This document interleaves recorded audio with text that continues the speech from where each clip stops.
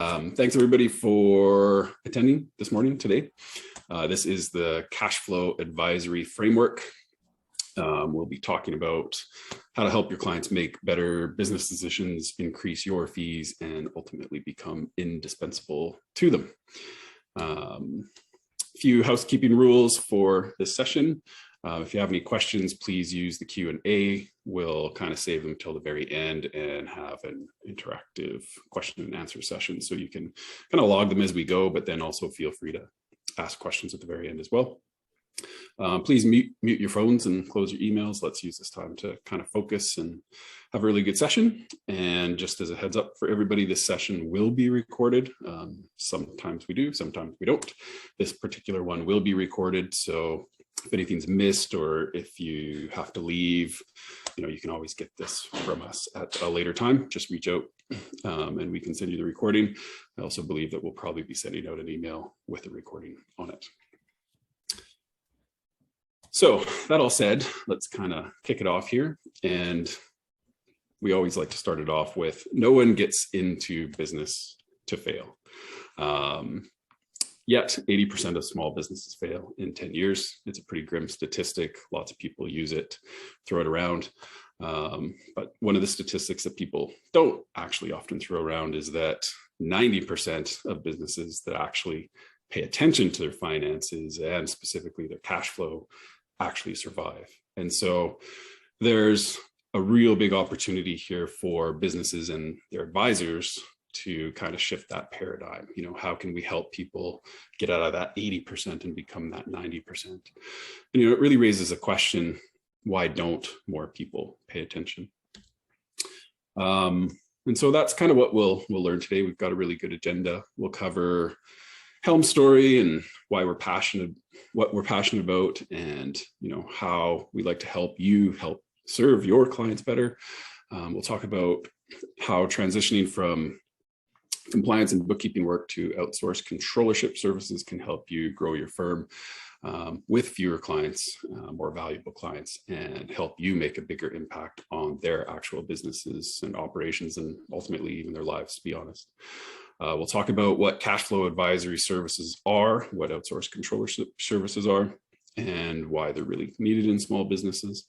And we'll cover a 3-step process for getting out of what we call busyness and get into the business of actually offering cash flow advisory services. And ultimately, we'll talk about how our team here at Helm can help you further your cash flow advisory learning if you're interested. So a little bit about myself and kind of how Helm was born. Back in 2014, I started out a bookkeeping consulting firm called 2080 here in Calgary, Alberta, Canada. We started out like a lot of, small professional services shop do. We focus on a lot of small businesses, really helping them run their business so that they could focus on producing their service or creating their widgets or whatever it might be. We saw a really big need and demand kind of out in the world for people that didn't want to look at their bookkeeping and their finances and all of that stuff. And we truly wanted to help kind of fill that gap and help people out in terms of offering that service. And so what that really led to was, as we kind of grew and worked with these businesses, we found that a lot of the people that we worked with really had a core focus or a core need or core demand for budgeting and cash flow forecasting. We see it all the time, and we still do because 2080 is still active. Everybody wants to know what their cash flow situation is looking like. They want to know if they can expand their operations. They want to know if they can meet payroll. They want to know if they can make debt payments. They want to know if they can pay themselves more.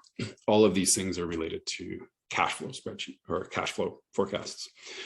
And so the more that we kind of learned that and understood that and gleaned that from our clients, the more that we started getting into actually offering that service to clients. And we did it like everybody else did. We started using spreadsheets, and we just found that ultimately that was too cumbersome.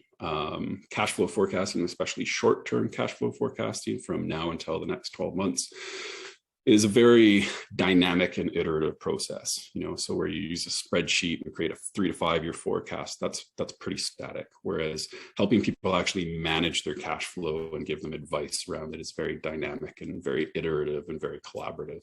And so we found that the tools that were out there at that point in time didn't really satisfy our needs, especially spreadsheets. They just simply took too much time. So we couldn't scale our advisory services to anyone else. So ultimately, that's why we built Helm. We solved our own need and ultimately wanted to help people make better business decisions. And so that's our purpose and our vision here at Helm. We really want to empower small businesses through you, the professional that serves them. And that helps both you and your client, both financially, and lets you focus and them focus on what really matters in your life. That's whatever that might be, whether that's making more money or having more time or whatever that might be. That's truly what drives us. It's what drove us in 2080 is helping people. It's truly what drives us at Helm, is really helping people, and specifically in this case, professionals that are also helping people. And so what does that really mean for you, the professional? We hear it all the time from advisors that we talk to. They're all experiencing the same thing. They're typically overworked and underappreciated, to really summarize it. Basically, the traditional professional services model is hard. It's not necessarily broken. It's just very hard. Even with automation as an example, keeping client books up to date and getting source documents is still very time consuming and hard to manage. And don't even get me started on two-factor authentication issues right now. And it's just stuff like that that makes life difficult in terms of data entry. Compliance and tax work creates seasonal surges, and that can make client deliverables very challenging. And clients are seeing a lot more frequent disruptions these days in their operations, especially these past few years with COVID and everything that's gone along with that. And they really need that financial insight to better manage their operations. So this kind of speaks to what we saw in our firm, but almost, enhanced because of what's gone on in the last few years. And of course, to top it all off, you have big industry players in the space, really attacking and approaching that smaller market, and really commoditizing the market more so than it already is. So basically, the life of an accountant and a bookkeeper right now can seem really exhausting and kind of daunting at times. So we're actually going to throw up a quick poll here right now, and we'd like to ask, which of these challenges have you experienced? Looks like Laura threw that up for me. Thank you. We'll give it about a minute for people to give their answers, but have you experienced commoditization of services? Have you felt downward fee pressure? Are you having a hard time finding the time to do work? Or do you find that your clients' expectations are constantly changing?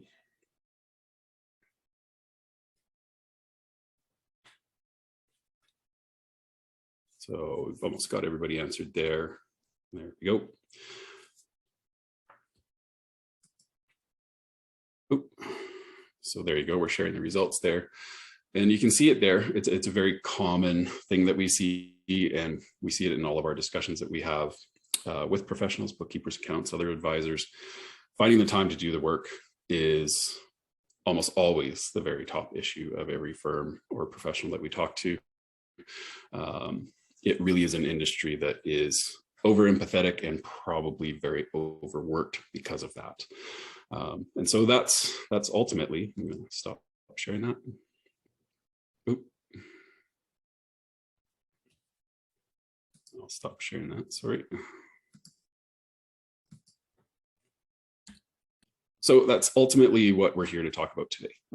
There is a better way, offering what we call outsourced controllership services, which we believe can make a huge difference. Why can it make a difference? It's highly differentiated. There's not actually very many people offering controllership services. There's lots of people trying to offer CFO services. There's lots offering bookkeeping. There's lots offering tax and payroll. But there's this gap in the middle on controllership services where it seems like there's a void in the market, even though that's probably the bulk of what people need in terms of advisory strategic help. Laura will get into it, but the true CFO services are a lot more limited than what controllership services could offer. So of course, you can improve your revenue with these value-added services, typically with less staff and less clients, because they are more valuable to your clients. And translated, that means there's less administrative headaches for you on the back end, depending on if you have a team or what your business model looks like. You can make a much bigger impact, as we mentioned previously, on your client's business as well as on their life, which makes you indispensable to them. And that means longer, more valuable relationships with your clients, and a lot less client churn. The work itself of outsourced controllership is much more consistent, speaking to the seasonality of tax and all that fun stuff. And it's always in need. Again, people always need updates on their budgets and their forecasts. They always need to know where they're going with their cash flow. And so it creates a very consistent workload relative to traditional compliance work. And of course, the tech out there has made it much easier to do than it has been in the past. So with outsourced controllership services, you can find more consistent balance in your workload. You can earn more money doing it. You can get better clients as you do it, and you're always in demand. And so ultimately speaking, that gives you the power to break out of that overworked cycle that we're talking about and that we saw in that poll, because that is part of it, is doing higher value services with less time. That's a big part of that issue that we're all experiencing. So with all of that said, I will turn it over to Laura, who will talk more about what controller and cash flow advisory services are, how you can progress from where you are now to offering these services, and how, of course, Helm can help you with this progression. So I'll stop sharing my screen there. Okay, great. Thank you, Kelvin. And I'm just going to go ahead and share my screen. Make sure I have the right one. So that everyone can see that? Okay, awesome. Great. And just give me a second to get set up here. So, okay, so like Kelvin mentioned, 2080 noticed clients asking questions about their near-term financial position, and what they really needed was to be able to know with some certainty how much cash they had for operations and decision-making.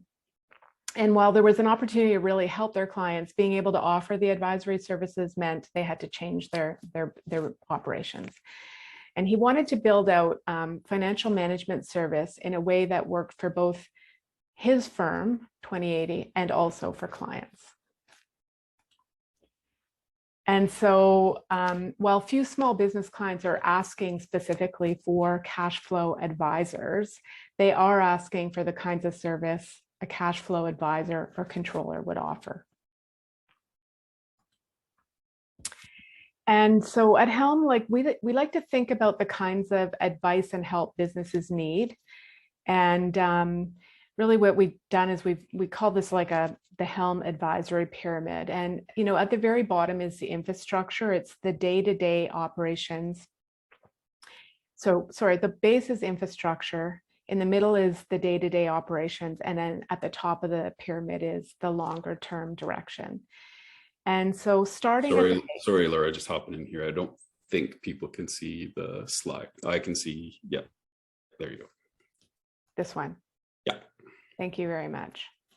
Apologize for that, guys. Hopefully you'll be able to see it as I go. Just let me know if it's not working. So, so I was talking about the infrastructure, the base. The focus is on getting reliable, up-to-date information available for planning, reporting, and compliance. The next level is the management advisory, and this is where the focus is on ensuring the business is running properly and effectively, and that it has enough funds to cover the bills and is on track to meet the near-term financial goals, usually up to the next 12 months. And then finally, the strategic advisory, where the focus there is on the longer-term strategic financial goals and vision setting.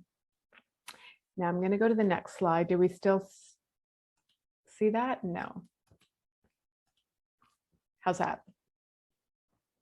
Yep. Thank you. Okay, so many firms are offering advisory today, but it looks a little bit more like this. Controller services are really often ignored, and there's no value in the infrastructure and strategic advisory if the business fails. So at the center with the controller services, if those are just being ignored, like the 20% of the businesses that 80% of the businesses that fail, they're just not going to. The work needs to be done there. So when we segment advisory services, it's pretty safe to assume that management advisory is probably the most underrated and ignored of them all. And it is becoming more common. You're probably seeing it more and more with peers offering controller services. But really, fractional controller offerings are not something that is, highly prevalent right now. If you take out the tax advisory, most of the modern bookkeeping and accounting firms' efforts would more likely look like this barbell. So, there's a big CFO or fractional CFO kind of work offering, and then a lot of the infrastructure and advisory work offering. And many small business owners are actually their own CFOs when it comes to financial vision. Could they help, could they use advisors' help in forming and quantifying that vision? Absolutely. But what they really need is a lot of support in managing the path towards a sustainable future. Really what they want is a provider who can help them to take the financial risks and oversight workload off their plates so that they can actually focus on their business operations. So maybe you're already coming from a primarily infrastructure type of service offering, or maybe you're coming from primarily strategic work with your clients. The path to management advisory is the same either way. You need to start with a means to collaborate with the clients and to gather reliable information about the real world operations and near-term goals, and a reliable cash flow forecast. So while often combined as one in small business environment, the difference between what a controller does and what a CFO does is important in identifying the type of work your clients need and the type of work you can provide. Delineating controller advisory work and how you can deliver it to clients is really important, because the simple reality is that nothing in business ever goes as planned. So say a business is, profitable and growing nicely, and maybe it plans to double in size from a revenue perspective over the next 4 or 5 years. That's a great goal, and a financial model that projected that the growth over a 5-year period would lay out the path. But it's what happens when a large customer doesn't pay in the first 6 months, or it takes longer to hire for growth, so there are delays. It's how does that change the plans, and how do you work around it? Those are the kind of questions that small business owners need help with in that kind of growth trajectory.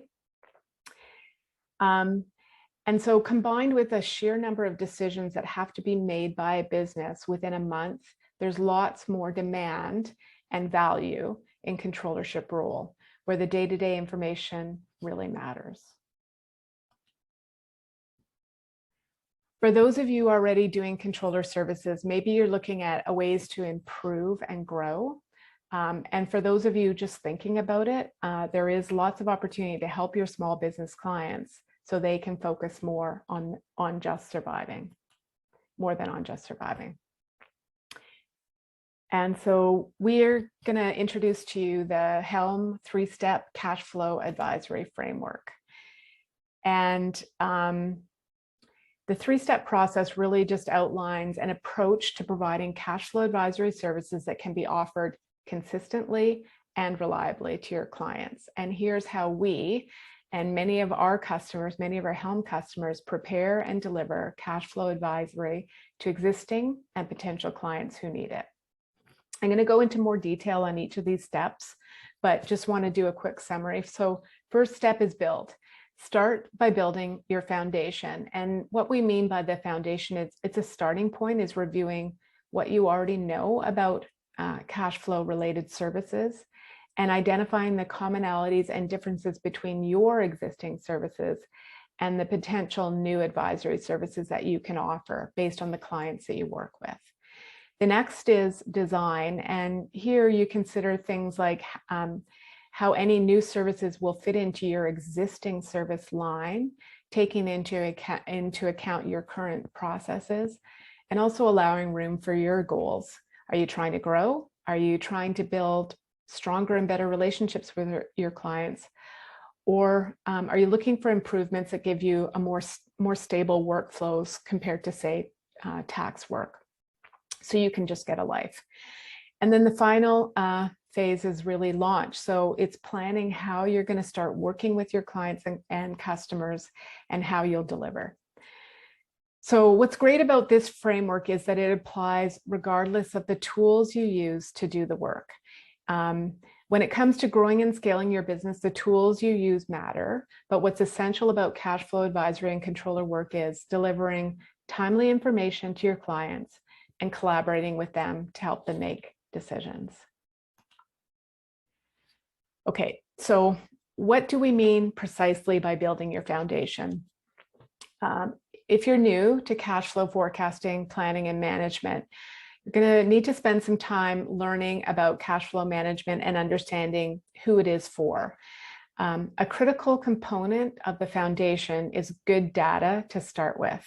And so I have a poll, and maybe I'll just get Kelvin, if you don't mind, to share that with. And it's really, before we get into step 2, it's in your firm who is primarily responsible for bookkeeping.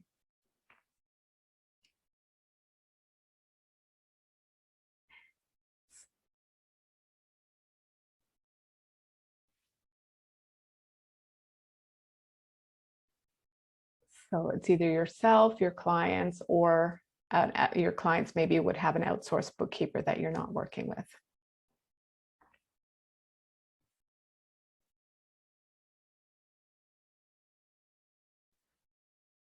Okay, great. So Kelvin, are you able to share the results? Yep, they're shared right now. Okay, awesome, thank you. So the good news is most of you are actually doing it yourself, which is really great. If you want to just stop sharing and I'll continue.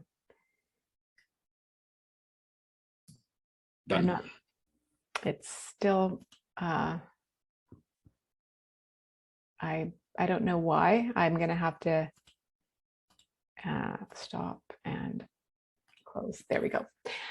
Okay, so what's really great about that is that when you're doing the actual bookkeeping services, you actually do have a lot of control over the data in terms of making sure that you know the status of the books as you work.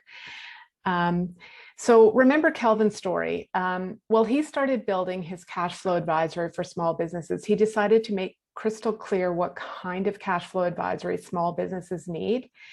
And so getting ready for the strategic short-term cash flow conversations you'll have with clients is one component of the different kinds of advisory. So it's really you thinking a lot about the clients you work with and what kind of help they need. So is it related to revenue and expenses? Is it related to credit? How can you help them with risk management? And here your unique understanding of your client's business, finances will become really invaluable. And listening to your clients, like what are you seeing in the financial statements or hearing in the conversations that you have or the email messages that you have where you can offer some help. So for example, I thought I had mentioned inflation at some point. I think I must have missed that. But one of the biggest concerns small businesses have today is inflation and planning for inflation. And so are your clients talking about inflation and what impact that might have? So for example, something like higher gas prices, if the company has a distribution and a fleet that it's maybe running. So if costs are increasing suddenly, and they can be extremely high, what will that look like in 3 months or 6 months? And being able to answer that question for your clients is not only going to help them sleep at night, it could actually save their business. The final component of building the foundation, and this is really interesting, is the concept of your mindset. So cash management needs to be proactive and collaborative, and typically a lot of accounting work is based on reports. Here's a report. So it's it's a very different relationship versus tax and compliance. And a lot of people we work with say it is a much better relationship. So it's one where you can have meaningful conversations instead of chasing clients for documents and ultimately helping you to become more invaluable with a necessary service. So it's rewiring your mindset. That's our foundation. The next is kind of designing the service offering. And so first of all, looking at your own bookkeeping processes. Since most of you are doing it for your clients, that's great. But for cash flow management, you need to set standards to ensure that there is consistent and up-to-date information. Otherwise, you're dealing with that garbage in, garbage out. And part of the standard setting that you have to do with your clients is if you want to be able to work with them on a monthly basis and aren't able to sort of close out the books every month in a reliable way, somehow, being able to show clients how important it is to get the source documents in, to follow your processes, it does become more valuable when they actually see the benefit. So you may not need to change anything, but it is always helpful to review the processes you have. Think about, is there any standardized approaches that you can take to make sure that you're meeting the needs of cash flow advisory, and on the basis of what your clients need. So it may be monthly, could be quarterly, or some even weekly. And by having the data up to date for cash flow management is really critical. Depending on your firm's goals and capabilities, part of the design process includes determining what services are going to be included in cash flow advisory. For example, will you offer AP and AR management? And how will you collaborate with your client on that? So design framework essentially is laying out the services you'll be providing to your clients and how you're going to make it work for them. Also, who's responsible for what you need to deliver, and how you're going to manage the delivery in a scalable way. I know it sounds like a lot, and it's not.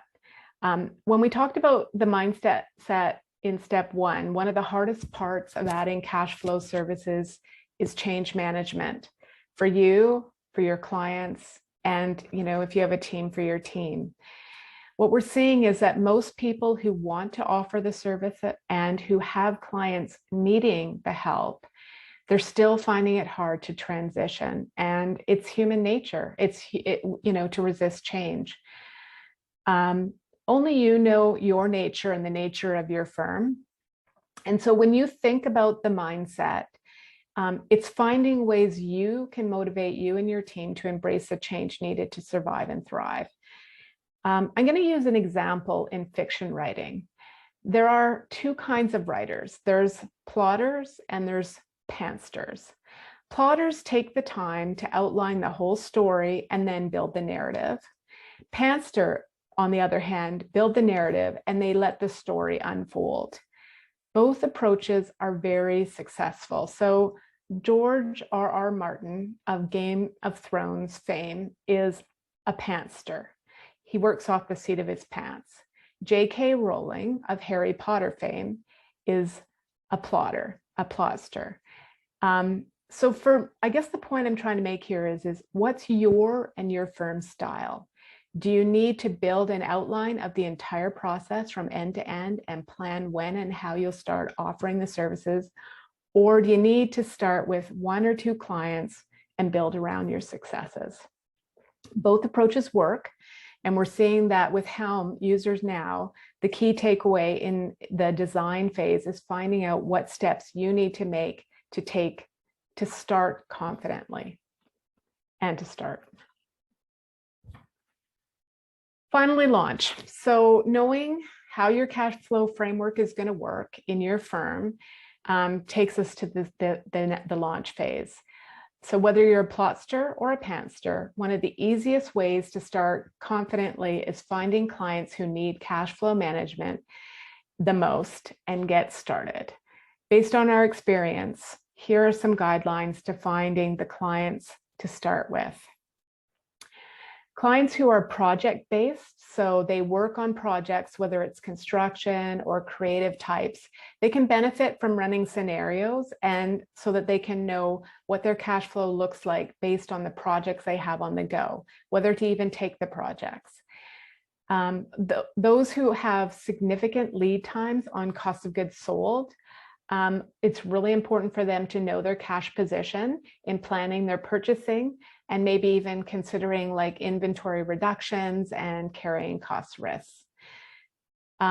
Also, if there's considerable wait time on receivables, so clients who have a lot of AR and need the insight to know what they can do and how long the waiting period is going to be to actually get paid. And there's also seasonal businesses, lots of industries that deal with seasonality.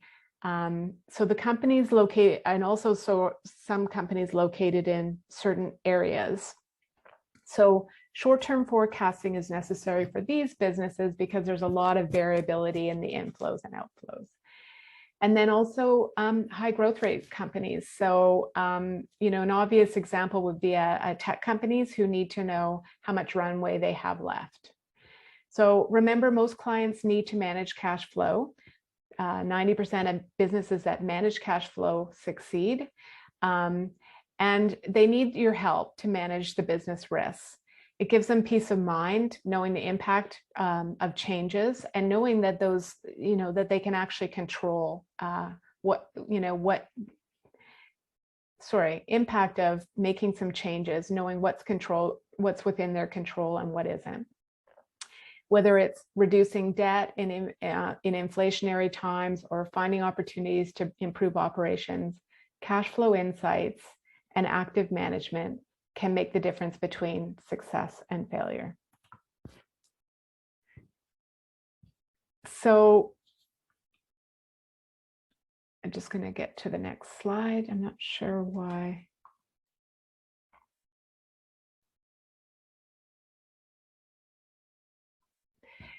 So in launch, the next thing is once you've selected your clients, you'll set up their forecasts, whichever way you choose to create a forecast. So could be that you use a spreadsheet, maybe you use a tool like Helm. Next, what you want to do is work on talking with your clients. What we find really works well is a consult. The first cash flow conversation you'll have will likely consist of more questions and answers. And really, it's what you're trying to do is figure out at a pretty deep level what their concerns are, what their goals are, and more importantly, how you can help them make with their decision making. So a solid approach is to have a baseline cash flow to begin with before you start the client conversation, so that you have a bit of an accurate forecast of the status quo. And then also what you may want to do is build a list of questions with the goal of getting to a very accurate base case for the next 12 months. So what happened last 12 months may be very different. And the only person who's going to know that is your client. They know their plans. Really, ultimately, the questions have to be based on a cash perspective. So identifying areas of opportunity, for providing some information to them is would be the goal of this initial consult. And here's where some plans and scenarios can be built with that client. You also want to identify the frequency, and this has a lot to do with the kind of risks that you're managing, the frequency with which you're going to need to work with your clients. Some clients are going to need a really high touch. Others maybe even weekly, others monthly, sometimes quarterly. And it's really, matching the services to their needs. So this sets you up to ensure that you're pricing appropriately as well. So you've had the consult, you really get an understanding of how often you're going to need to meet with them, and also maybe a good understanding of how you might be able to help them. So the next component of the launch is really figuring out how you're going to price it. And at Helm, we've spent a lot of time thinking about pricing, and we've talked to a lot of different people with a lot of different approaches to pricing.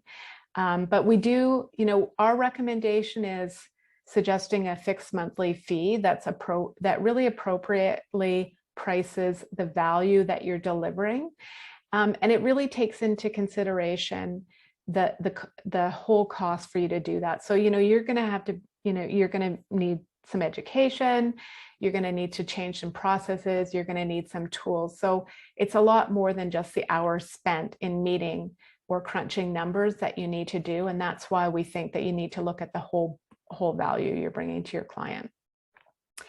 So with value pricing, you're helping your client, you're enabling an investment in yourself and your team, and you're avoiding the commoditization of the services that a few of you noticed early on when we did the poll. It's not meant to be a money grab at all, but it also helps to avoid that downward spiral of billing by the hour. And so some factors in terms of value to the client include the cost of in-house controller versus outsourced, opportunities cost of mismanaging cash like higher carrying costs, interest penalties, helping them reduce spending, or increasing revenue and margins. Okay, so the three steps are: build your foundation. And when it comes to changing the way you do things, know what you need to do to be successful. The next is design the services, what and how the services will work for your firm and your clients. And just, in the design component, just remember that this is going to be iterative. Whether you're a plotster or a pantster, there will be iterations here. And then finally, just getting ready to launch. Consider one, approach would be consider 1, 2, 3 clients, and consider working like sort of one forecast at a time. And if you've adopted a mindset of being really proactive and collaborative, you'll be able to refine and improve your service offering as you go.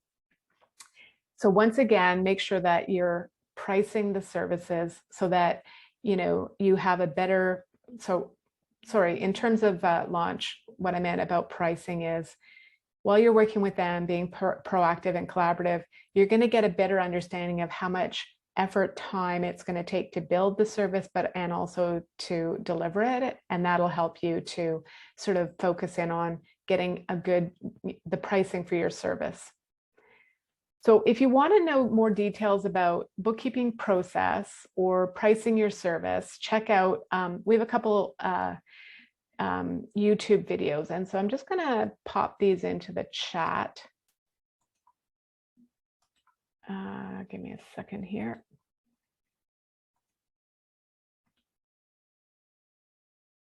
And hopefully you can see that link. Those links. Okay, great. So just going to look and see if there's any questions.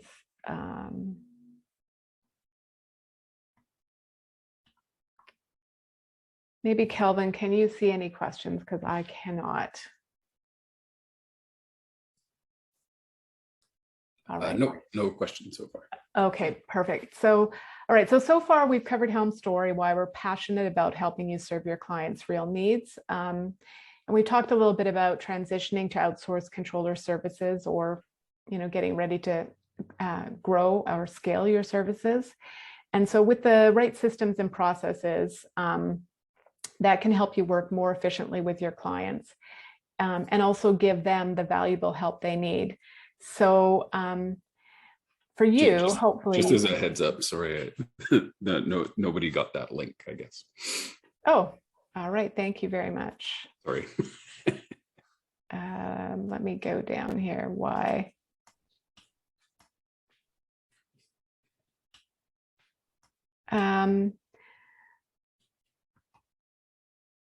Okay, let me try again.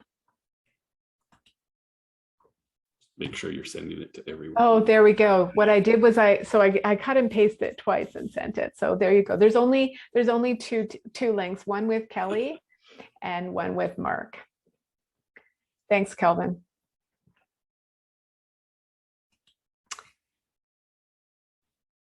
Okay, so checking in. So hopefully you have better understanding of what you need to do to start growing or implementing your controller services. Do you see yourself doing some of these things that we talked about? And what would it take you to do just one thing to help you change your business? And what I'd like to offer you or ask you to do is just write down what your goals are in the next 6 months. Do you want to start or improve or grow your controller advisory? So while you're looking at those links, maybe write it down, because the reason I'm asking you to write it down is because when you write it down, it makes it more tangible. And hopefully the information that we shared with you is really helpful. You know, a short webinar is not enough time to really do anything more than just help you think about your goals. And maybe even if we had you know, a half day together, it would be hard, if not impossible, to help you create lasting change. So while what we've given you today, hopefully will be incredibly valuable and you'll be able to use it. It is just the tip of the iceberg. And if you like what we've covered so far, then I think you're going to like what we have now. We have an applied course called Helm Cash Flow Advisory Lite that walks you through this step-by-step, the cash flow forecasting to deliver your cash flow advisory offering, to build and deliver your cash flow advisory offering. And so what you get from this course is cash flow, really what is cash flow forecasting, who it's for and how to offer it, what systems and processes a business needs in place for cash flow forecasts. So how you can do it properly with good data, and learning systems and processes and technology that you need to streamline your client's financial data to make it ready for forecasts. You also get to know how to actually create a proper short-term cash flow forecast, learn how to converse with your clients. So once you've got the forecast, you can deliver it in a way that your clients understand, and we'll teach you how to relay that forecast, some insights and actions in a way that makes complete sense to small business clients. And then finally, we cover how to price cash flow forecasting services based on value and not time. And cash flow forecasting, you know, like we typically suggest that you might want to consider offering it for at a value price for at least $500 per month per client. So in the course, you're going to get some process templates to discover a process for creating short-term cash flow forecasts, some fundamentals. You'll also you'll need to deliver it in a way that your clients understand. And then finally, there's lots of resources available. So cash flow forecasting is not only delivers huge value for your clients, but also for your business. So again, we're talking about how you can use a proven resources and methodology to get implementing. So here's an example. It's a template that we've used. It's a process template for helping to automate source documents. And then finally, the cost. So the course today costs $5.99. And as a thank you for attending in today's webinar, if you use webinar 30, you'll get 30% off. That works out to just under $420 for the course. And we do have some time for Q&A. So I will put the registration link in the chat, but and definitely Kelvin had mentioned that we're recording this, so we'll make sure that you do get a copy of this recording. And if you have any questions about any of the content, just please go ahead and pop it in now.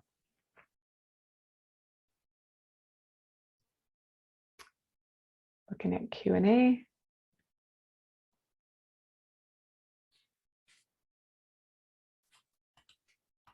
You must have answered all their questions already. Wow. Either that or I just talked way too much. Okay, let me just try to go. I just need to get the link open here. So I'm gonna stop sharing for 1 second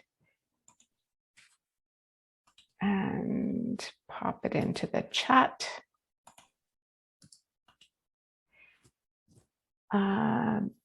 And again, the webinar offer code is webinar 30.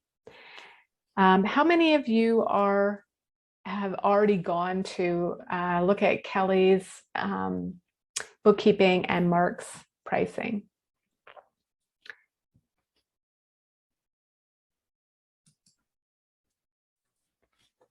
If people haven't, they should. They were actually really good sessions. Yeah, awesome. Yeah, for sure. Okay. Just gonna go back here. Well, we've actually prepared some questions because people have asked before, how long does it take? The course itself, the content takes about 3 hours to go through, but there is applied time. And then, the next question is like, how soon can I offer these services? So like I said before, depending on, how comfortable you are with the kinds of services and which clients you're going to work with, you can, pretty much start right away, or definitely, once you've gone through the content of the course. Next question is the course offered globally? And yes, it is. See. Okay. And I'm just going to close my chat here. And also, what makes this different than other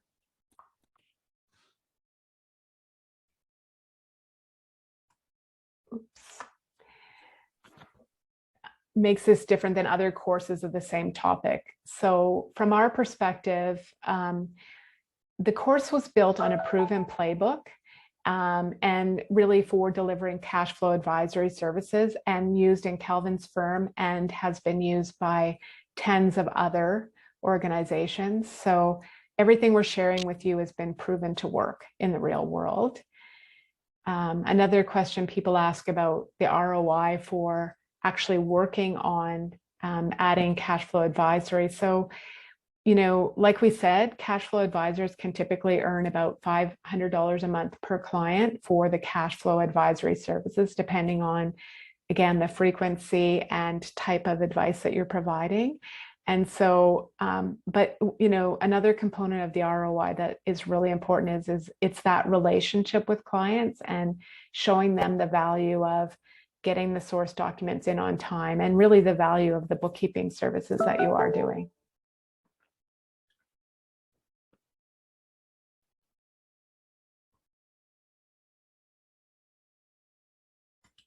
Okay, and I've stopped sharing, and we're open for other questions. People looking for details or reminders of anything?